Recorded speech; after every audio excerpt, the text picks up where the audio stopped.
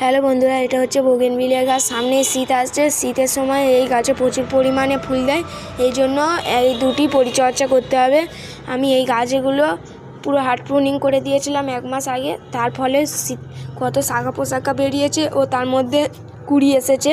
এই গাছগুলো টবে মাটি হালকা করে খুঁড়ে নিতে হবে ভেজে থাকা অবস্থায়। এর মধ্যে খাবার দেওয়া যাবে না, তাহলে ফাঙ্গাস ধরে যাবে। আমি দুটো পরিমাণে টবে আমি হালকা হালকা করে মাটিগুলো খুঁজে নিয়েছি ও দুটো টোপ অনুযায়ী আমি খাবারটা তৈরি করছি। নিচে কোলার খোসা, ভার্মি কম্পোস্ট, তোমরা গোবর সার নিতে পারো ও চা পাতা সার।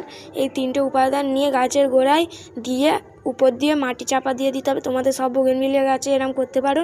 তারপর নিচে গোবর ঘুঁটে ভেজানো জল ও কোলার খোসা ভেজানো তরল সার, তার সঙ্গে একটু জল মিশিয়ে নিচ্ছি। এই দুটো মিশিয়ে আমি গাছের গোড়ায় ব্যবহার করছি।